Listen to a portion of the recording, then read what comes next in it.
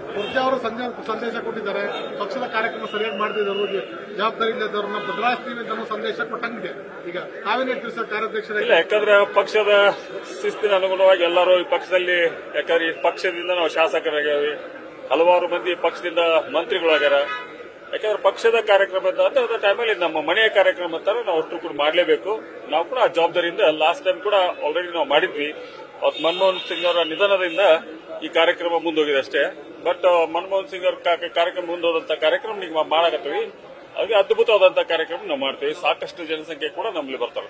ಶಾಸಕರು ಮತ್ತು ಸಚಿವರ ಕೆಲಸಕ್ಕೆ ಸಮಾಧಾನವೇ ಇಲ್ಲ ಸರ್. ಪಕ್ಷ ಸಂಘಟನೆ ಆಗ್ತಾ ಇಲ್ಲ ಅನ್ನೋ ಪಕ್ಷ ಸಾಕಷ್ಟು ಸಂಘಟನೆ, ನಮ್ಮ ಪಕ್ಷದ ಸಂಘಟನೆಯಲ್ಲಿ ಅಂತೂ ಯಾವುದೂ ಕೊರತೆ ಇಲ್ಲ. ಯಾವ ನಮ್ಮ ಕೆಲಸ ಕೊಡ್ತಾರೋ ಅದು ಚಾಚು ತಪ್ಪದೆ ನಮ್ಮ ಪಕ್ಷದಲ್ಲಿ ನಾವು ಮಾಡ್ಕೊಂತ ಇದೀವಿ. ಯಾಕಂದ್ರೆ ನಾವೆಲ್ಲ ಯೂತ್ ಕಾಂಗ್ರೆಸ್ NSYಯಿಂದ ಬಂದಂತವ್ರು. ಇವತ್ತ ನಿನ್ನೆ ಪಕ್ಷ ಕಟ್ಟದವರಲ್ಲವಲ್ಲ. ಯೂತ್ ಕಾಂಗ್ರೆಸ್ ಇಂದ ನಾ ಯೂತ್ ಕಾಂಗ್ರೆಸ್ ಅಧ್ಯಕ್ಷನಾಗಿ ಕೆಲಸ ಮಾಡಿದ್ದೇನೆ. ಜೊತೆಗೆ ಈ ರಾಜ್ಯದಲ್ಲಿ ಹಲವಾರು ಯೂತ್ ಸಂಘಟನೆಯನ್ನು ಕೂಡ ನಾವು ಮಾಡ್ಕೊಂತ ಬಂದು ಆ ಮುಖಾಂತರ ಬಂದಂತವ್ರು ನಾವೆಲ್ಲ. ಅದಕ್ಕೆ ನಮಗೇನು ಪಕ್ಷ ಸಂಘಟನೆ ಮಾಡೋದ್ರಲ್ಲಿ ಪಕ್ಷದ ಸಂಘಟನೆ ಒಳಗೆ ಯಾವತ್ತೂ ನಾವು ಸಕ್ರಿಯವಾಗಿ ಪಾಲ್ಗೊಳ್ತೀವಿ. ನಾಯಕರಲ್ಲೇ ಶಿಸ್ತಿಲ್ಲ ಅಂದ್ರೆ ಕಾರ್ಯಕರ್ತರಲ್ಲಿ ಶಿಸ್ತು ಬರುತ್ತೆ ಅನ್ನೋದು ಎಚ್ಚರಿಕೆ. ಅಲ್ಲ, ಕರೆಕ್ಟ್. ಅಂತ ಶಿಸ್ತು ಇಲ್ಲ ಅಂತವ್ರಿಗೆ ಕೊಟ್ರ, ಶಿಸ್ತು ಇಲ್ದಂತವ್ರಿಗೆ ಎಚ್ಚರಿಕೆ ಅಷ್ಟ ಅದ. ಯಾರು ಶಿಸ್ತಿಲ್ಲ, ಶಿಸ್ತು ಅಂತ ಎಚ್ಚರಿಕೆ ಕೊಡ್ಲೇಬೇಕಾಗತ್ತೆ. ಯಾಕಂದ್ರೆ ಪಕ್ಷದ ಹೆಸರಿನ ಮೇಲೆ ಇವತ್ತು ನಾವು ಶಾಸಕ ಆಗಿರ್ತೀವಿ, ಮಂತ್ರಿಗಳಾಗಿರ್ತೀವಿ. ಪಕ್ಷದ ಕೆಲಸ ಇದ್ದಂತ ಟೈಮಲ್ಲಿ ಅವ್ರ ಜವಾಬ್ದಾರಿ ಮಾಡಬೇಕಾಗುತ್ತೆ. ಸರ್, ನಿಮ್ಮ ಮೇಲೆ ಒಂದು ಆರೋಪ, ಒಂದು ಪ್ರಕರಣ ಬಂದಿತ್ತು ಸರ್. ನೋಡಿ, ಯಾರ್ಯಾರೋ ಬಂದ್ ನಮ್ ಜೊತೆ ಫೋಟೋ ಹೊಡ್ಸ್ಕೊಂತಾರ, ಯಾರ್ಯಾರೋ ಬಂದ್ ಸನ್ಮಾನ ಮಾಡ್ತಾರ. ಇಲ್ಲಿ ಬರ್ಬೇಕಾದ್ರೆ ಒಂದು 34 ಸೆಲ್ಫಿ ಆಗಿರ್ತಾವ. ಈಗ 34 ಮಂದಿ ಸೆಲ್ಫಿ ತಕ್ಕೊಂತಾರ. ಯಾರು ಫೋಟೋ ತಕ್ಕೊಂಡಿರ್ತಾರ ನಮ್ ಜೊತೆ, ಯಾರು ಬಂದ್ ಸನ್ಮಾನ ಮಾಡ್ತಾರ, ಅವನ್ನೆಲ್ಲ ತಂದು ನಮ್ಗೆ ಯಾವ್ದೋ ಒಂದು ಇದಕ್ಕೆ ಹೋಲಿಸಿದ್ರೆ ನಾವು ಸಾಧ್ಯ ಇಲ್ಲ. ಯಾಕಂದ್ರೆ ರಾಜಕಾರಣ ಜೀವನದಲ್ಲಿ ಯಾವ ಕಾರ್ಗಿರಿ ಯಾವ ನನ್ನ ಹತ್ರ ಇಲ್ಲ. ಇಂಪಾಸಿಬಲ್. ಯಾವಾಗ ನೋಡ್ರಿ ನನ್ನ ಕಾರ್ ನೀವು ಎಲ್ಲಾ ಕಡೆ ಬಿಟ್ಟಿರಿ.